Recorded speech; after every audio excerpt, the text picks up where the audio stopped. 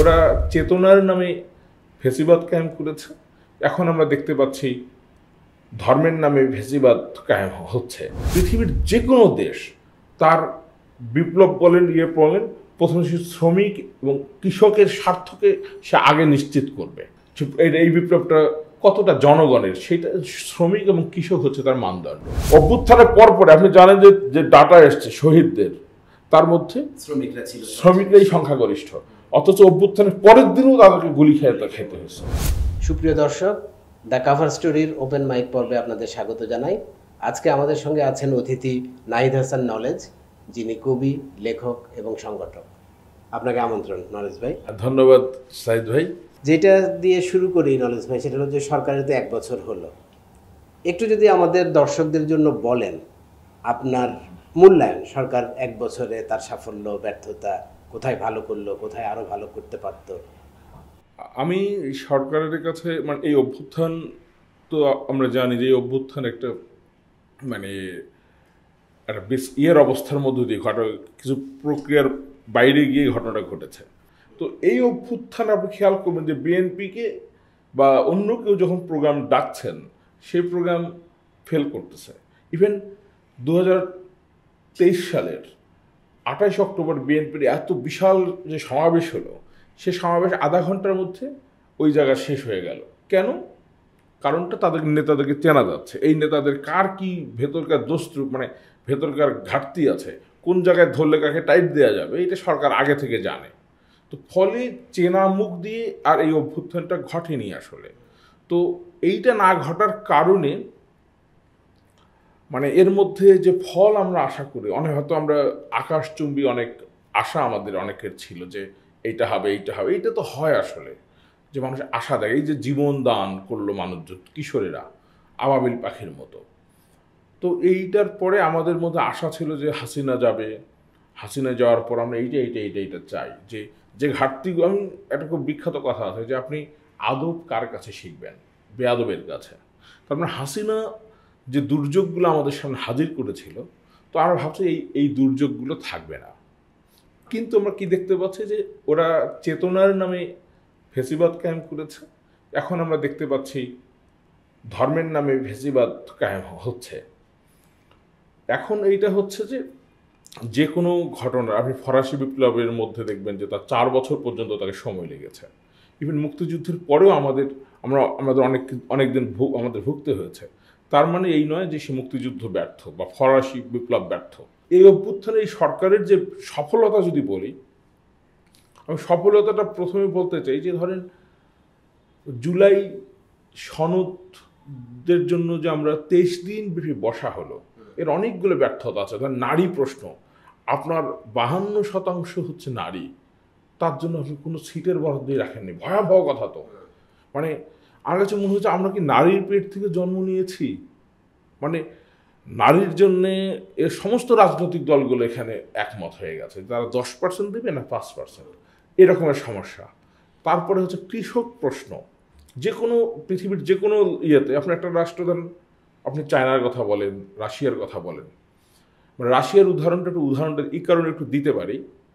ধরেন 1917 সনের 7 নভেম্বর বাংলাদেশি টাইমে তারা বিপ্লব করে 8 নভেম্বরে তারা ঘোষণা করলো যে সোভিয়েত হচ্ছে শ্রমিক, কৃষক এবং সৈনিকদের সোভিয়েত ঘোষণা করা হলো, এবং তারা প্রথম জমির প্রশ্নে মীমাংসা করলেন।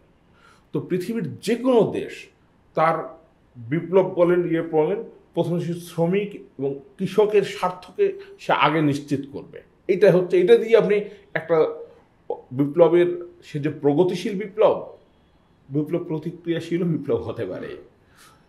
এই বিপ্লবটা কতটা জনগণের সেটা শ্রমিক এবং কৃষক হচ্ছে তার মানদণ্ড। তো আমাদের এই জুলাই সনদের শ্রমিক কৃষকের প্রসঙ্গ নাই, এটা ওঠে নাই। আপনার নারীও উঠে নাই, কৃষক শ্রমিকও নাই। এখন প্রশ্ন হচ্ছে যে এই অভ্যুত্থানের প্রথম প্রশ্ন যে অভ্যুত্থানের সফলতাটা কি? অভ্যুত্থানের সফলতা হচ্ছে যে আমরা এই জুলাইয়ের বিষয় নিয়ে এই অনেকগুলো ব্যর্থতা সহ ন্যূনতম ঐক্যের জায়গা সেটা অন্তত আসা গেছে। যে ধরেন 70 অনুচ্ছেদ সংসদ সদস্য তার দলের বিপক্ষে ভোট দিতে পারবে। কোনো দল আর নিশ্চিত তার গ্যারান্টি নাই যে আমি প্রস্তাবটা দিলাম আমাদের এটি সংসদে পাশ হবে। এইটা একটা সফলতা। রাষ্ট্রপতি গোপন ভোটে হবে, কে হবে গোপন ভোটে এটা কিন্তু আর বলা যাচ্ছে না। তারপরে আজীবন যে পরিবারতন্ত্র, যে 10 বছরের বেশি যে থাকার কথা ছিল সেটা কমে আসলো 10 বছর। তো এরকম এরকম যে ব্যাপারগুলো আছে, এরকম 19টা বিষয়, তো এইটার মধ্য দিয়ে এটার প্রভাব আসলে আমরা হয়তো আগামী 5 বছরের মাথায় আমরা টের পাবো এই জাতির মধ্যে কি দারুণ ঘটনা ঘটবে আসলে এইটার মধ্য দিয়ে।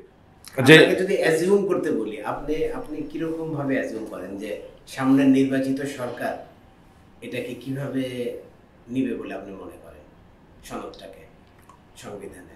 আমি যেহেতু খুবই আশাবাদী মানুষ, ধরেন আগামী জনগণের ভেতর যে আকাঙ্ক্ষা আছে, জনগণের চাপ বলেও একটা ব্যাপার আছে। সামনে ইলেকশন হলো, বিএনপি বা যারাই নির্বাচিত হোক তারা এটা ধরেন, বিএনপি বলছে সংবিধানের 4th তফসিলে এই জুলাইয়ে যে ঐক্যমত্য হয়েছে এটা তারা ওর সাথে যুক্ত করে দেবে। এখন তারপরে তো আবার ধরেন সামনের 5 বছর পর, সামনের 10 বছর পর এটা পাল্টাবে কিনা সেটা তো আমরা বলতে পারি না, কারণ যখন তখন পাল্টাতে পারে। ফলে এই জায়গা থেকে যে এটা ভয় আছে যে আমরা যদি বারবার তোমরা দেখলাম যে তত্ত্বাবধায়ক সরকার নিয়ে পুরো জাতির ঐক্যমত ছিল, সেই তত্ত্বাবধায়ক সরকার কিন্তু কোর্ট দিয়ে আবার বাতিল করা হয়েছে।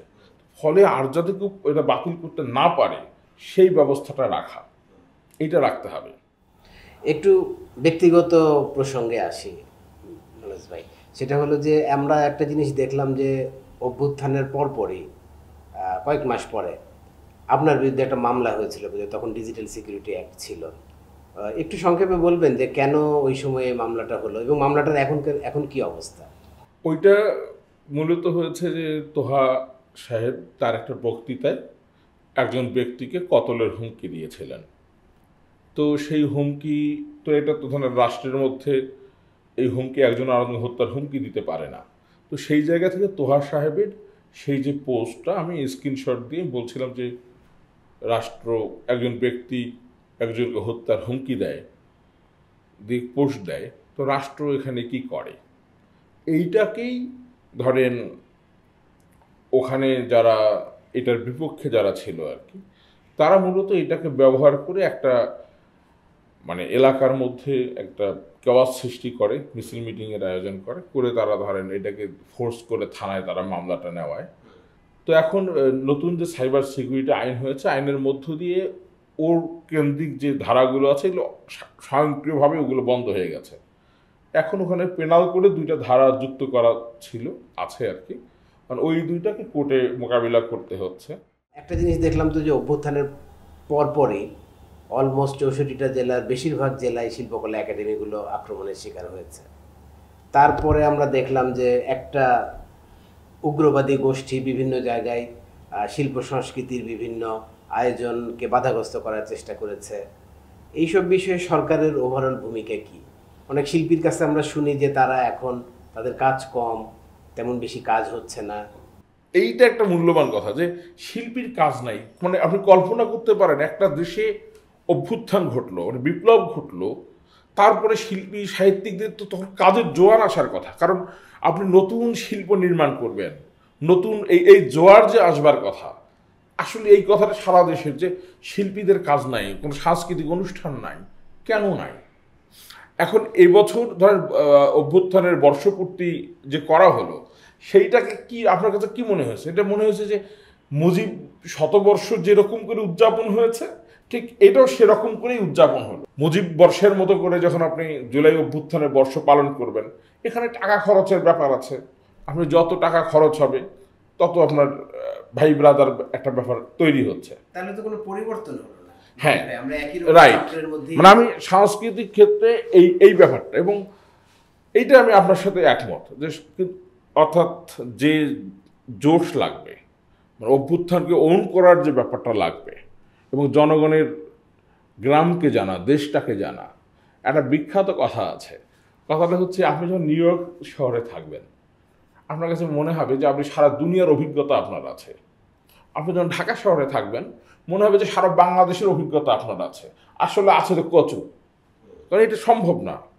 নিউ ইয়র্কের লোক মনে করে সারা পৃথিবীর রাজধানী দেশে বাস করে, ফলে তার সারা দুনিয়ার অভিজ্ঞতা তার। ঢাকা শহরের বাংলাদেশের রাজধানী ঢাকা, ফলে আপনার সারা বাংলাদেশের অভিজ্ঞতা আপনার আছে। আসলে এটা তো সম্ভব না। গ্রামের বাউল শিল্পীরা কি অবস্থায় আছে, তারপরে যারা সংস্কৃতি কর্মী তারা কি অবস্থায় আছে, লেখকরা কি অবস্থায় আছে। এই ধরনের আরও একটা উদাহরণ দিই, আমাদের ক্ষুদ্র নৃগোষ্ঠী নামে এদের প্রায় 14টার মতো প্রতিষ্ঠান সারা দেশে আছে। এগুলোর কি কাজ? এগুলো অনেক কাজ করবে, মানে অভ্যুত্থানে তো এই কাজগুলোই করাবেন, যে অন্যান্য যে ভাষাভাষী যারা আছে তাদের লেখকরা অমুকরা সেটাতে তারা তারা প্রকাশনা, তা ওইসব ভাষায় লেখালেখি করা, ওইসব ভাষায় গান বাজনা করা, এইসবের কেন্দ্র হয়ে ওঠার কথা ছিল। এবং আপনি এমন একটা আদর্শ হাজির করবেন, আগামী দিনে সরকার, আগামী দিনে যে মানুষ দেখতে পায় যে একটা সরকার আসছিল, সেই সরকার এসে কাজ করে গেছে।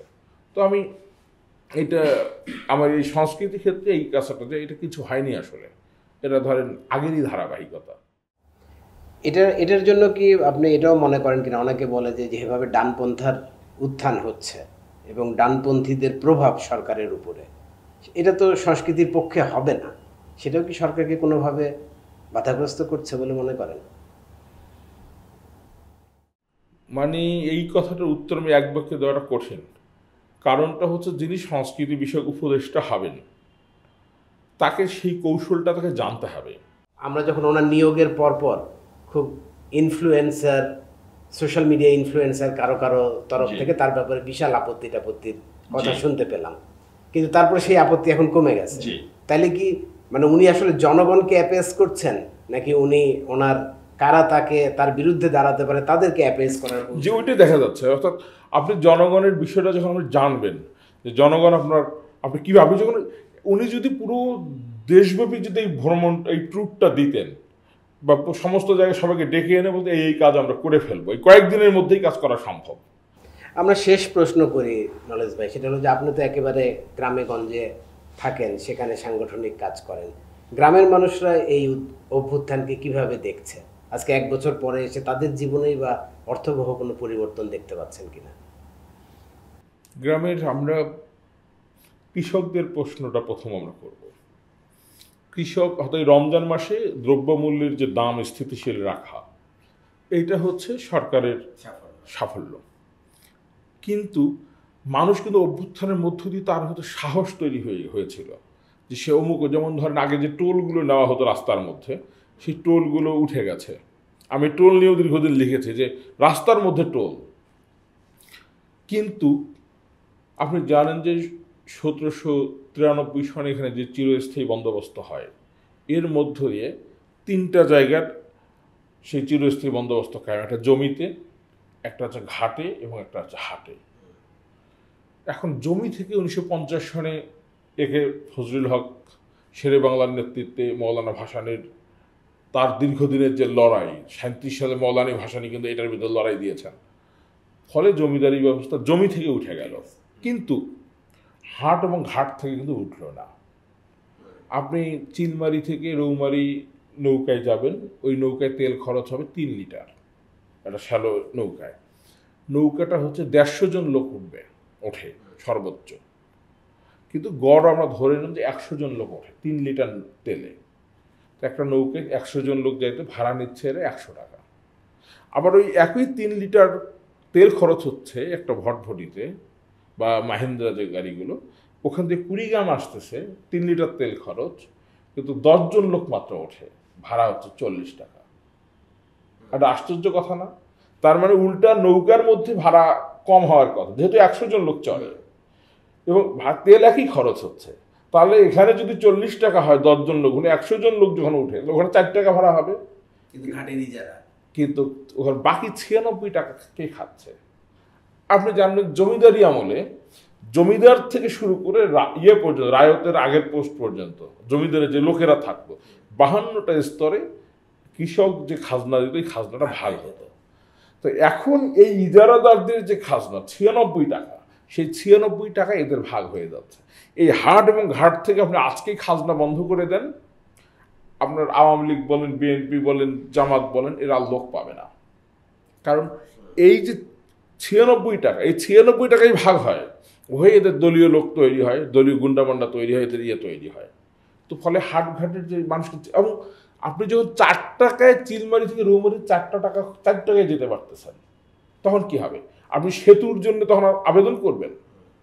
আজকে যে সারা দেশে নদীর উপর সেতু হচ্ছে, কেন হচ্ছে? যখন সে নৌকা ভাড়াটা এরকম নিচ্ছে ইজারাদাররা, ফলে মানুষ সেতু চায়। সেতু চাওয়ার মধ্য দিয়ে কি হচ্ছে? নদী মরে যাচ্ছে। মানে মানুষের চিন্তাকে আপনি কিভাবে সরাই নিচ্ছেন? অথচ এই নদী হচ্ছে, আপনি জানেন, ভালোই জানেন যে নদী হচ্ছে বাংলাদেশের প্রাণ। এবং এটাকে আমেরিকানরা বলছেন যে বাংলাদেশের যদি 11টা সেক্টর, 12 নম্বর সেক্টর হচ্ছে এই নদী।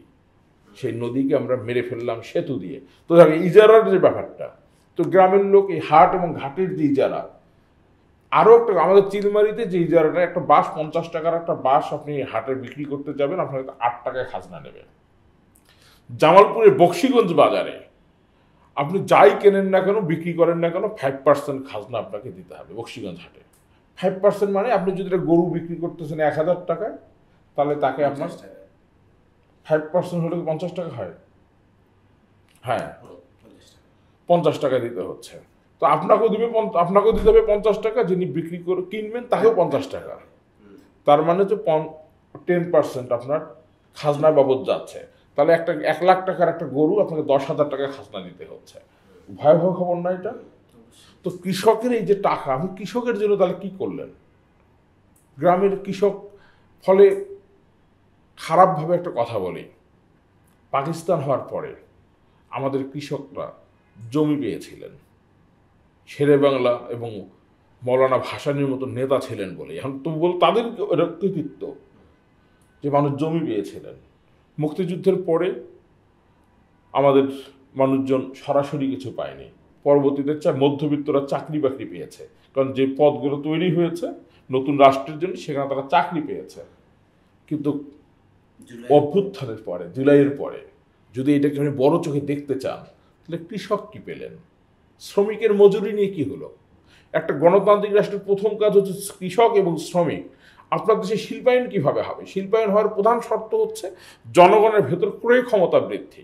কারণ আমরা দেশীয় জিনিস যত কিনবেন তত সেটা বিদেশে রপ্তানির উপর কিন্তু শিল্পায়ন হয় না। সাধারণত শিল্পায়ন হয় জনগণের ক্রয় ক্ষমতা বৃদ্ধির মধ্য দিয়ে। ক্রয় ক্ষমতা 2টা কাজ, একটা শ্রমিকের আয় বৃদ্ধি, মজুরি বৃদ্ধি, এবং কৃষকের আয় বৃদ্ধি।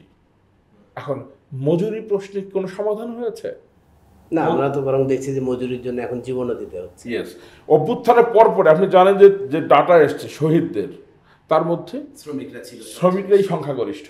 অথচ অভ্যুত্থানের পরের দিনও তাদেরকে গুলি খেতে হয়েছে। তো শ্রমিকের কি হয়েছে? কৃষকের কি হয়েছে? রাস্তায় আলু ফেলে দিতে হচ্ছে, রাস্তায় আলু। এবারে আলুর দাম আপনি দেখেন তাহলে। এবং বাংলাদেশে ক্যান্সার রোগীর যে সংখ্যা, তার মধ্যে মানে 80% হচ্ছে কৃষক। কেন? কারণ যে বিষ, সে বিষের বিরুদ্ধে আপনার বীজ নিয়ে ধরে। কারণ আমি কয়েকদিন আগে কাজ করতে গেলাম যে সেটা ফুলকপি। একটা ফুলকপিতে আপনার 100 গ্রাম বীজ হবে। তাহলে একটা উপজেলায় 100 গ্রাম বীজের মধ্যে থাকে 30,000 বীজ থাকে একটা 100 গ্রাম বীজে। তার মানে একটা ফুলকপি দিয়ে একটা উপজেলার একদিনের সমস্ত পরিবারের ফুলকপির চাহিদা পূরণ হওয়া সম্ভব। তার মানে একটা উপজেলা 30টা ফুলকপি হলেই হয়। তাহলে ভারত থেকে আমি যখন দেখছি যে এই মুহূর্তে 10 গ্রাম ফুলকপির বীজের দাম হচ্ছে 1,500 টাকা। আপনি এইটা যদি আপনি নিজে হাইব্রিডের বদলে জনগণকে যদি আপনার এখানকার যে কৃষি অফিসাররা আছেন তারা তো জনগণের সাথে এই জ্ঞান বিনিময় করতে পারে, সেটা কি হয়েছে? সেটা হয়নি। এবার নদীর ক্ষেত্রে, যে মাছের ক্ষেত্রে বলি, ইলিশই শুধুমাত্র মাছ। আপনি ইলিশ নিয়ে এত কিছু করছেন, কিন্তু আপনি হালদার মধ্যে হালদা যে ওটাকে সংরক্ষণ করার ব্যাপার আছে, সেটার মধ্যেও তো দূষণ। তারপরে হালদা বাংলাদেশের যে নদীর মধ্যে কোলা পড়ে, কোলাগুলো হচ্ছে এক একটা হালদা নদী, সমস্ত মাছের রেণু ছাড়ে ওইখানে ডিম ছাড়ে, অমুক ছাড়ে, তমুক ছাড়ে। এবং ওইটাকে আপনি যদি রক্ষা করেন 3 মাস, তাহলে আপনার দেশের নদীর যে মাছ, নদীর যে কত শত জাতের মাছ, আপনি জানেন যে ইলিশ ছাড়া আপনার সাগরে আর কোনো মাছ কিন্তু আমরা কেউ খাই না। আর অন্য যা কিছু খাই নদীর মাছে খাই, কিন্তু সেই নদীর মাছ আপনি আর পাচ্ছেন না। প্রাসঙ্গিক প্রশ্ন করি যে ধরেন এইসব নিয়ে কাজ করা আপনার আমার মতো অ্যাক্টিভিস্টরা, তারাই এখন ধরেন সরকারে আছেন। তারা কই সরকারি কেউ? ও হ্যাঁ, তাও তো বটে। ওটাই জি, তারাও কেন করতে পারছে না? তারা কি আমলাতন্ত্রের কাছে জিম্মি, নাকি তাদের ইচ্ছা শক্তি বা তাদের সক্ষমতার কোনো ঘাটতি? যে এইটা আমিও বুঝতেছি না। ধরেন যে ফরিদা আপার কাছে আমরা এই জিনিসগুলো শিখেছি, তার কাছেই তো শিখেছে, কই উনি সেখানে পারলেন? ওনার সেই ইলিশের গল্পই এখনো শুনতে পারতেছে। সেই ইলিশ উনি অন্য যে ইলিশের জন্য 3 মাস মাছ ধরা যাবে না, তাহলে আপনি নদীর মাছের জন্য কয় মাস মাছ ধরা যাবে সেই ব্যবস্থা করেন, সেটা তো আপনি করলেন না। আরও মজার কাহিনী যে ইলিশ ভারতে যাবে না, ওকে, তাহলে আপনি ইলিশ ধরা বন্ধ করতেছেন বাংলাদেশ অংশে, ভারত অংশে এই মাছ তো যখন ভারতে চলে যাচ্ছে, উজানে যাচ্ছে, ওরা তো ঠিকই মারতেছে। তাহলে আমি বলতেছি যে আমার কুড়িগ্রামের মানুষজন আমরা ইলিশ খাইতে বলতো সারা বছর খাইতে পারি না। তাহলে যে সময় আপনি বন্ধ করেন ওই সময় যদি আপনি কুড়িগ্রাম যদি সীমান্ত ব্রহ্মপুত্রের এই জায়গায় বলতে শুধু কুড়িগ্রাম জেলার মানুষ মাছ ধরতে পারবে, কারণ ভারতে তো সে মাছটা যায়। তাহলে আপনি এখানে মাছটা ধরতে দেন, আমরা ওই সময় ওই কয়টা দিন চিলমারির মানুষ কিন্তু ইলিশের মুখ দেখিয়ে ওই কয়টা দিন, তাছাড়া অন্য বছর এসে গোড়ায় আপনার সাগরেই মাছ ধরে শেষ করেন, এদিকে মাছ আর আসে না, ওই সময় মাছটা পাই। তাহলে আপনি ওইটা করলেন না। তো ভারত অংশের সাথে যৌথভাবে চুক্তি করতে হবে যে আপনারা কোন সময় মাছ ধরা বন্ধ করেন, সেই সময় আমরা মাছ ধরবো না। অর্থাৎ এটা দুই দেশের ভিতর চুক্তিটা হতে হবে ইলিশ যদি রক্ষা করতে চাই। এটা একটা প্রশ্ন, নদীর মাছকে রক্ষা করার। তো এখন আমাদের যারা বড় কথা বলতেন, ফরিদা আপা উনি আমাদের শিক্ষকও বটে এই ক্ষেত্রে, তো উনি তো এখানে আসলে তার উল্লেখযোগ্য কোনো আমাদের চোখে পড়ে না যে উনি এখানে কি করলেন। শেষ প্রশ্ন ভাই, সেটা হলো যে এখন তো একটা নির্বাচনের আবহ, আমরা আশা করছি যে সারা দেশে একটা নির্বাচনের আবহ তৈরি হয়েছে। গ্রামের মানুষ কিরকম ভাবে দেখছেন এই সময়টাকে? অনেক বছর পরে একটা নির্বাচনের আশা তৈরি হয়েছে। গ্রামের মানুষের ভেতর একটু অনেক বছর পরে আসলে সে নির্বাচন করবে, তার নির্বাচনটা আসলে একটু, তার নির্বাচনের জন্য অপেক্ষা করছেন যে কাহারে ভোট দেবেন না দেবেন, কি হবে না হবে। তারা এবং শহরের মানুষের মতো তারা আবার সরব না, তারা ধরেন টেলিভিশন দেখে বা ইউটিউব দেখে একটু, এবং কৃষকরা তো আরও দেখে না। তারা এখন নির্বাচনের জন্য আশা করতেছে যে তারা মন ঠিক করছেন, হয়তো ঠিক করছেন, কারা দাঁড়াবে ভোটে এগুলো আলোচনা করতেছে। এবং গ্রামে তো আসলে ইভেন অনেক ক্ষেত্রে পার্টির চেয়ে ব্যক্তি এখানে ফ্যাক্টর, যে কোন ব্যক্তি দাঁড়াবে, এইটা তারা সেই ব্যক্তি যদি তার পছন্দের ব্যক্তি হয় তখন তারা তাকে ভোট দেবেন। তবে তাদের জন্য এবারে সমস্যা হচ্ছে, ধরেন মানে আওয়ামী লীগ তো তাদের একটা মানে জনপ্রিয়, তাদের ওই এলাকায় ধরেন এক ধরনের জনপ্রিয়তা ছিল আর কি অভ্যুত্থানের মধ্য দিয়ে হাসিনা, তো ফলে আমরা দেখলাম যে আওয়ামী লীগ যেহেতু নাই, ফলে এখন তাদের জন্য বিকল্পহীন হয়তো দেখা যাচ্ছে যে বিএনপি। আর জামাতকে আমরা জানি যে তাদের মানে তাদের যে পার্টি সিস্টেম, সেই সিস্টেমের কারণেই তাদের পক্ষে গণ হওয়া সম্ভব না, তাদের পক্ষে জনগণের ওইভাবে থাকা। ইভেন আপনি দেখবেন যে বিএনপি এবং জামাত ওখানকার জনগণের যে স্বার্থ, যে বিষয় আসলে লড়াই করা, এদের আমরা কোথাও পাবেন না। ওদের নিয়ে ধরেন বামপন্থীরা যে তরুণরা যে জায়গায় আছে, ধরেন মনীষা চক্রবর্তী বরিশালে আছেন, উনি কিন্তু ওখানে লড়াই দিচ্ছেন।